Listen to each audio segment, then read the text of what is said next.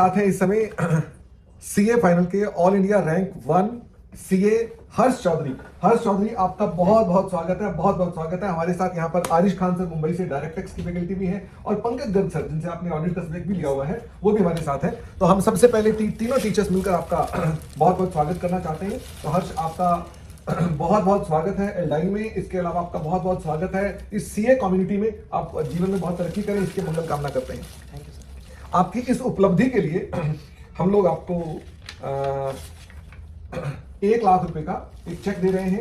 तो ये लीजिए, और हमें बहुत अच्छा लग रहा है कि आपके ये एफर्ट्स जो हैं वो रिवॉर्डिंग रहने चाहिए। और सीए की जर्नी में तो लक्ष्मी का बहुत ज्यादा रोल है। तो सबसे पहले मुझे लगता है ये शगुन का अमाउंट होता है कि आपकी अर्निंग एज चार्टर्ड अकाउंटेंट यही है सबसे पहले, कि आपके एज सीए बनते ही आपको हमारी तरफ से ये अमाउंट दिया गया। बहुत बहुत बहुत बधाई हो इसके लिए, ठीक है। तो सबसे पहले तो हर्ष अपने बारे में बताइए आप कि आप कहाँ आर्टिकलशिप करते हैं, कैसे हैं, क्या ऑडिट है, टैक्स है, क्या चीज़?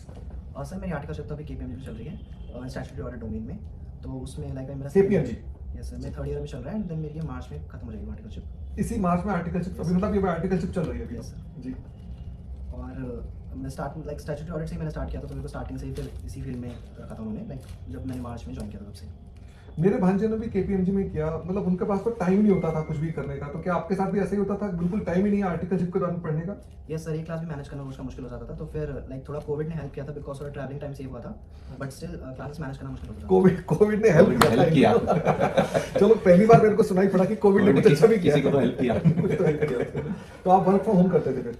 यस सर, 1 to 1.5 दिन मेरा वर्क फ्रॉम होम ही रहा था। अच्छा, और आपका डिस्टेंस कितना था घर से और वैसे ऑफिस जाने का? सर ट्रैवल टाइम कितना था? सर 1 टाइम का मेरा 1 hour 30 minutes लग जाता है। 1.5 घंटा लगता, तो काफी टाइम से हो गया उसके अंदर तो। Yes sir. चलो, इट्स गुड। और अब मुझे बताओ कि आपने इंटरमीडिएट कब पास की थी? सर इंटरमीडिएट मैंने की थी नवंबर 19 में। नवंबर 2019 में, तो उसके तुरंत बाद ही कोविड आ गया होगा। आर्टिकलशिप भी आपने मेरे ख्याल से 2020 में ज्वाइन की होगी। सर उस मार्च वक्त 20 में की थी, तो तभी कोविड आ गया था। मार्च 20 में ज्वाइन किया था, और मार्च 20 में ही कोविड आ गया था। चलो ठीक है, इसलिए उनको तुमने बड़ी तपस्या कर रखी थी तुमने, तो तुमने सोच रखा था कि जैसे ही ज्वाइन करूं केपीएमजी में मेरे को घर से काम करना है। तो हर्ष, इस दौरान जब आपके एग्जाम्स होने वाले थे, 2.5 साल बाद एग्जाम, तो इसको इस टाइम फ्रेम को आपने कैसे डिस्ट्रीब्यूट किया कि आपको पहले क्या करना है और बाद में क्या करना है? कौन से सब्जेक्ट्स को पहले लेना है, बाद में लेना है? सर स्टार्टिंग के 3-4 मंथ्स तो लाइक मैंने रिलैक्स किया था। देन उसके बाद जून जुलाई के अप्रॉक्सीमेटली मैंने स्टार्ट कर दिया था। देन मैंने कॉस्टिंग स्टार्ट किया, फिर मैंने एसएफएम लिया, फिर देन एफआर लिया, then auditing and law, and last में डीटीआईडीटी। मतलब एक टाइम पर आप एक ही सब्जेक्ट ले रहे होते थे या 2 ले रहे थे? सर 2 का टाइम नहीं होता था ना, तो एक टाइम पे एक ही एक टाइम पर एक ही सब्जेक्ट होता था। अच्छा, सभी क्लासेस गूगल ड्राइव पर ही की थी? गूगल ड्राइव या पेन ड्राइव? यस सर, सारी होंगी। सभी क्लासेस ऑनलाइन की थी आप सबके पास?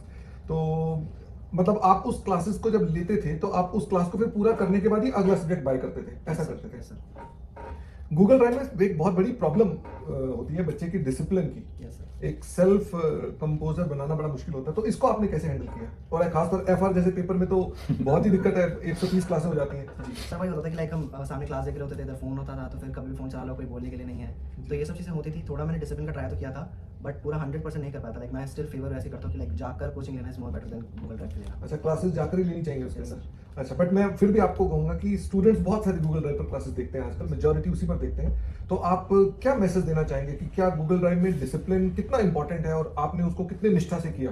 ध्यान दीजिएगा कि आप ये मत कह देना कि 2-4 क्लासेस देखी थी, आप बोलना कि हाँ मैंने सब का सब मेहनत के साथ क्लासेस की थी। यस सर, डिसिप्लिन की बड़ी नीड होती है उसमें।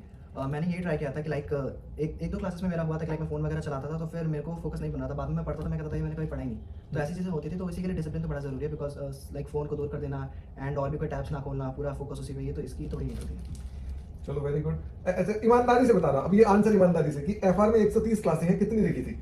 सर देखी तो सारी थी मैंने, बस वो सारी देखी थी? कोविड वाली क्लासेस नहीं देखी थी, वो तो फिर यूज भी नहीं हुई, बाकी तो सारी देखी थी। अच्छा, 130 की 130 क्लास देखी थी आपने? Very good. मुझे लगा था कि हाँ बोलेंगे 50-60 बट 130 की 130। तो मैं ये कह सकता हूँ कि ये सबसे इंपॉर्टेंट चीज़ है कि डिसिप्लिन एक बहुत इंपॉर्टेंट है, जो मैसेज हर्ष देना चाहते हैं कि सभी स्टूडेंट्स को अपनी क्लासेस 100% देखनी चाहिए। अच्छा, क्लास को तोड़ तोड़ के देखते थे? आई मीन टू से कि देख ली 15 मिनट, फिर उसके बाद चाय पीने चले गए, ऐसा कुछ था कैसे? नहीं सर, बेसिकली मैं अपने फ्रेंड से पूछता था, वो कहते थे कि हम 2 की स्पीड में देख लेते हैं, 1.3 की स्पीड में देख लेते हैं। मैं स्पीड भी 1 ही रखता था अपनी, बिकॉज तो दैट सारा का सारा मुझे क्लियर हो पाए एक ही बारे में।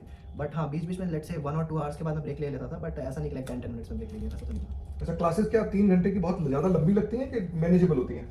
ज़्यादा वर्क प्रेशर ना हो तो मैनेजेबल तो हो जाती है, बट मार्च अप्रैल में हमारा फिर ऑडिट का भी लाइक क्लोजिंग होती है, तो थोड़ा इशू हुआ था एफआर के टाइम पे, बट मैनेज हो गया था। 4-5 मंथ लग गया था। कितने घंटे आप मतलब किस टाइम पर आप क्लासेस देखते थे, सुबह दोपहर को या रात को या ऑफिस एक्चुअली में? मैं सर नाइट में देखता था, 9 बजे तक काम होता था, तो उसके बाद फिर 10 से 1 बजे तक ऐसा रात का शेड्यूल। रात को 10 से 1 देखते थे।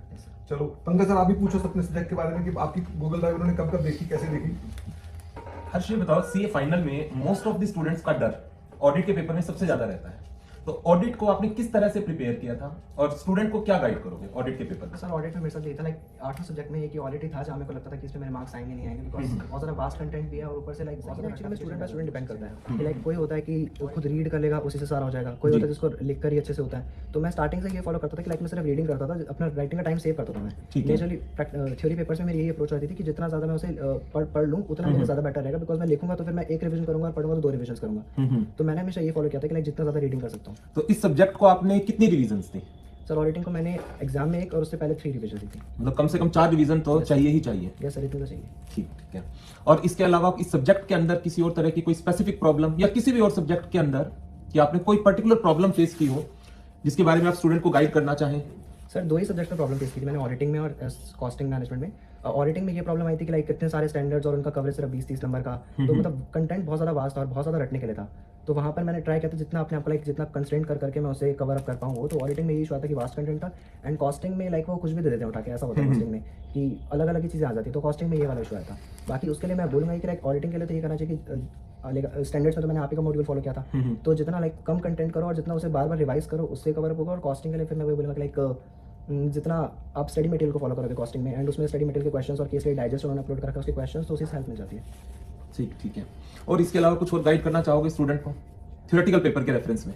सर थ्योरेटिकल पेपर में मेजरली तो मैं ये बोलूँगा कि लाइक ना स्टूडेंट बहुत ज़्यादा स्टडी मटेरियल को इग्नोर कर देते हैं। अब उनको उनकी मतलब प्रेफरेंस ही नहीं रहती स्टडी मटेरियल, लाइक इधर उधर के सारे मटेरियल्स वगैरह करना, सारे क्वेश्चंस बैंक करना। अब उनको थोड़ा रिस्ट्रिक्ट करके स्टडी मटेरियल पे फोकस रहेगा तो फिर रिजल्ट अच्छा आएगा। ये मेरा ठीक है। अच्छा हर्ष, जैसा आप जानते हैं आरिश खान सर को डायरेक्ट टेक्स्ट के लिए, तो सर भी कुछ क्वेश्चंस आपसे डिस्कस करना चाहेंगे। आरिश सर, या आपने जब क्लास करते थे तब भी पढ़ा करते थे? क्योंकि मैक्सिमम स्टूडेंट्स का यही एटीट्यूड होता है कि लास्ट 4 महीने पढ़ लेंगे तो हो जाएगा, बट मेरे हिसाब से शायद वो सफिशिएंट नहीं होता है। तो आपका क्या कहना है इसमें? सर ये भी मैं ये बोलूँगा कि लाइक स्टूडेंट पे डिपेंड करता है, क्योंकि मैंने स्टडी लीव्स के पहले मेरे को लाइक आर्टिकलशिप में इतना वर्क प्रेशर होता था कि मैं साथ साथ नहीं पढ़ पाया था। तो मेरे को भी लग रहा था कि लाइक इस बार मेरा उतना अच्छा नहीं होगा जितना मेरा इंटरमीडिएट में होगा, क्योंकि मैं नहीं कर पाया। बट मैंने लास्ट के 6 मंथ में कंसिस्टेंसी दिखाई थी अपने, लाइक 14 आवर्स के अप्रॉक्सीमेटली रोज डिवोट करना, एंड देन उसको 3 बार रिवाइज करना, तो उसने बड़ा हेल्प दिया था मेरे को। ओके, तो आप जब पढ़ाई करते, जैसे आपने कहा जब आप लेक्चर लेते थे तो आप एक ही सब्जेक्ट करते थे, लेकिन जब आप पढ़ाई करते थे तो 14 घंटे आप एक ही सब्जेक्ट पढ़ते थे या आप थियरी या प्रैक्टिकल में उसको डिवाइड करते थे? सर कई लोग कहते हैं कि लाइक थ्योरी और प्रैक्टिकल साथ में करना चाहिए, बट मेरी अप्रोच रहती थी एक टाइम पे एक सब्जेक्ट, क्योंकि मैं लेता था जैसे मैं एफआर कर रहा हूँ, तो अगर मैं 15 डेज कंटिन्यूसली एफआर करूँगा तो मुझे एफआर के सारे जो हर एक चैप्टर्स के जो लिंक होते हैं ना वो भी पता चलेगा। अगर मैं एफआर के साथ साथ ऑडिट स्टार्ट करूँगा तो फिर दोनों सब्जेक्ट्स को फिर मेरा आपस में थोड़ा मैसअप हो जाएगा कि लाइक मेरे को एक ही सब्जेक्ट को जो कोहेरेंटली चलना चाहिए वैसे नहीं चल पाएगा। तो मैं यही फॉलो करता था कि लाइक 10 डेज मैंने एक सब्जेक्ट को पूरा दिया, उसको अच्छे से पूरा पूरा कोऑर्डिनेट कर दिया पूरे सब्जेक्ट को, एंड देन दूसरे सब्जेक्ट को मूव किया। ओके। और एग्जाम के पहले अपने आप को मॉक करना कितना इंपॉर्टेंट है आपके हिसाब से? सर प्रैक्टिस तो बहुत इंपॉर्टेंट है, बिकॉज मेजरली तो ये होता है कि लाइक हमने 3 साल में कुछ ज़्यादा लिखा नहीं होता, तो एक तो स्पीड नहीं रहती उतनी, और साथ साथ थोड़ी राइटिंग भी खराब हो जाती है, फिर वहाँ प्रेजेंटेबल नहीं होता हमारा पेपर। तो मॉक टेस्ट 1-2 तो देने ही चाहिए एटलीस्ट, सो दैट प्रैक्टिस भी हो पाए अपनी सारा। और क्योंकि प्रैक्टिकल सब्जेक्ट में मेजरली हम सिर्फ पढ़ लेंगे तो फिर वहाँ पर हम जाकर नहीं प्रेजेंट कर पाते, बिकॉज वो आंसर हमारे फिर हल्का हल्का याद आ रहा होता है, पूरा याद नहीं आ रहा होता। तो एटलीस्ट 1-2 मॉक टेस्ट सॉल्व करनी चाहिए प्रैक्टिकल पेपर्स के लिए। और एक आखिरी चीज कि आप जब पेपर लिखते थे तो आपका पूरा पेपर कंप्लीट होता था? क्योंकि मैक्सिमम स्टूडेंट्स का यही शिकायत होती है कि इंस्टीट्यूट 4.5 घंटे का पेपर हमको 3 घंटे में लिखने के लिए दे देता है, तो क्या कंप्लीट हो पाता है वो? सर पेपर तो बहुत लेंदी आता है, बट मैं अपना टाइम ऐसे रखता था कि लाइक 3 आवर्स का 180 मिनट्स होते थे। मेरा टारगेट होता था कि मेरे को 140 मिनट्स में पेपर करना है। तो आपने सारे 8 के 8 पेपर्स 100 मार्क्स के पूरे लिखे थे? यस सर, मैंने सारे पूरे अटेम्प्ट किए थे। मेरा टारगेट ये था 140 मिनट्स में करना, सो दैट कहीं मैक्सिमम भी जाए तो वो 180 तक जाए। उसके